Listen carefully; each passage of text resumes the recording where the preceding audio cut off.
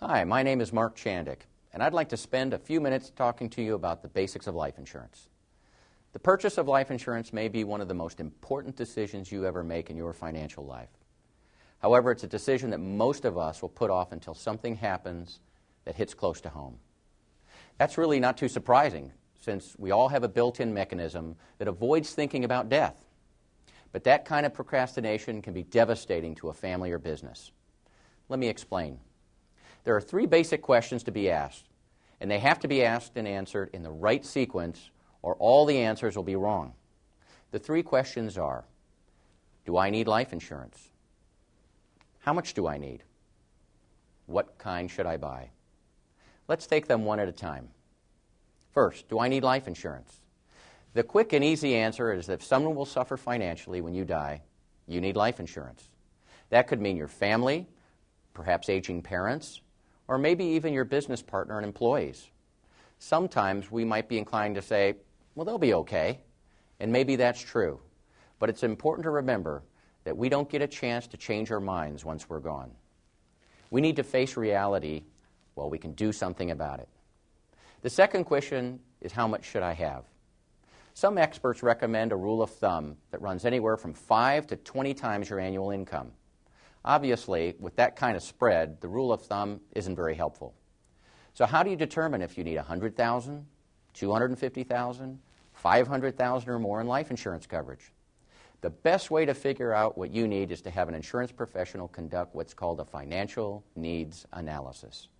Here's how it works. You'll start by gathering all of your personal financial information and estimating what your family members would need after you're gone to meet their financial obligations. To calculate this figure, you'll need to think through three types of expenses.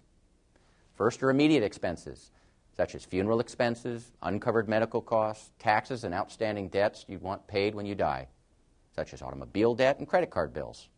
Second is ongoing expenses, which is basically money for your family to live on for a specific period of time. It helps pay for everyday living expenses like food, clothing, transportation, mortgage, or rent payments. And finally, life insurance proceeds can be used to fund future expenses, such as money to fund a college or retirement savings plan. After you've figured out your family's needs, you'll then want to tally up all of the resources that your surviving family members can draw on to support themselves. This would include things like your spouse's income, savings you've accumulated, and any life insurance you already own. The difference between your family's needs and the resources in place to meet those needs is your need for additional life insurance. Let me share a story with you that illustrates the value of properly calculating the need for life insurance in a very powerful way. Early in my career, I was working with a physician in Southern California who was very busy and didn't give me any time to help him determine the amount of life insurance that was appropriate for his family. Rather, he asked me to simply sell him a $500,000 policy. I complied with his request, only to read several months later that he had been killed by a hit-and-run driver while changing the tire on the side of the freeway. I took great pride in being able to deliver the much-needed cash to the family, only to be shocked to learn that the doctor had 9 children, 3 of whom were in college at the time. I distinctly remember sitting in a room with his wife and all of his children when they collectively asked me, "Is this all there is?" I felt badly that I hadn't found some way to break through to the man and convince him to approach the process the proper way. I vowed never again to shortcut the process and to always calculate the real need for life insurance. I never have shortcut the process since, and you shouldn't either. There are no do-overs with life insurance. There's nothing more important than buying the right amount of coverage, and you need to get it right the first time. So after you've figured out how much you need, you're now ready to focus on what kind to buy. There are 2 fundamental considerations that go into answering this question. First, how long will you need the insurance? And second, how much money do you have in your budget for this expense? The how long you need it question will help you decide if you want term insurance or permanent insurance. Term insurance lasts for a specified period of time, say 5 years or 10, 20, or maybe even 30 years. If your only need is for funds to pay off a 20-year mortgage at your death, a 20-year term policy would probably be the answer for you. Or if you're concerned about providing funds to take care of your aging parents in their later years, a 5 or 10-year term policy might do the job. The shorter the period of time the policy lasts, the lower the premium. But once the term period is over, you'll have to pay a considerably higher price to maintain it if you want to do so. And you may well have to take another insurance physical to qualify all over again. That means your health must still be good and that you haven't taken up piloting, skydiving, or vehicle racing. Declining health or a dangerous job or hobby can significantly increase the cost of insurance and sometimes can make coverage unaffordable or even unavailable. That leads me to the second kind of insurance, permanent insurance. Permanent insurance is what the name implies. It's with you for life, no matter how old you are when you die.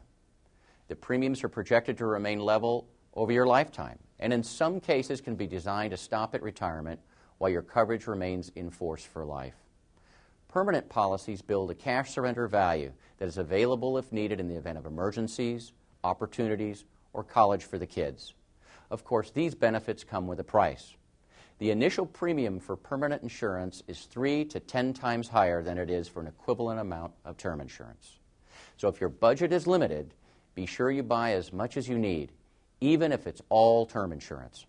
But if you have some room in your budget, it usually makes sense to include some permanent insurance in your program. And as time goes on, it will probably make sense to convert some of your term insurance to permanent insurance. You know, one of the biggest mistakes I see my clients make is underestimating how long they'll need life insurance. This was painfully true immediately for many after the dot-com bubble burst in 2000.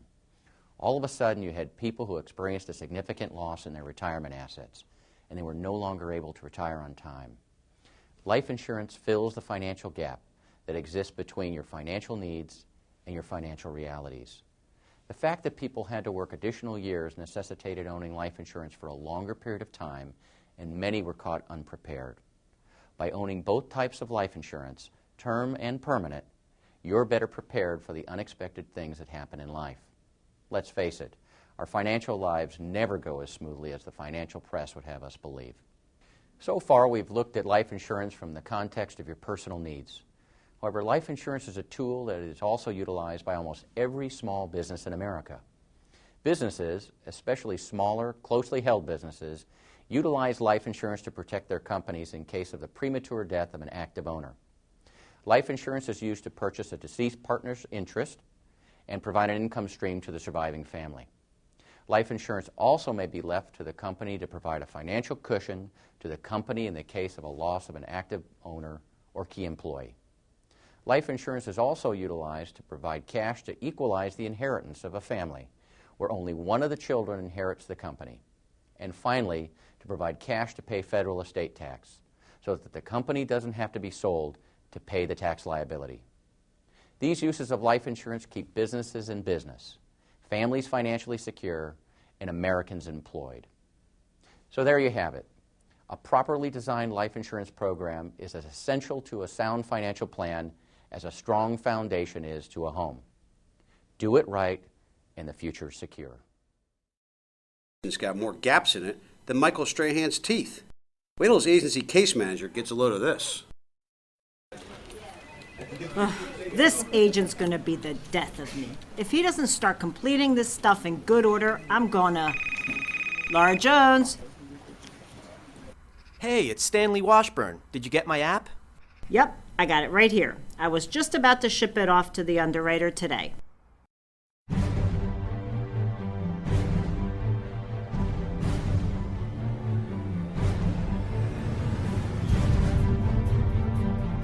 Here's the alligator file. Damn, this app has more holes in it than Joe Biden's hair plugs.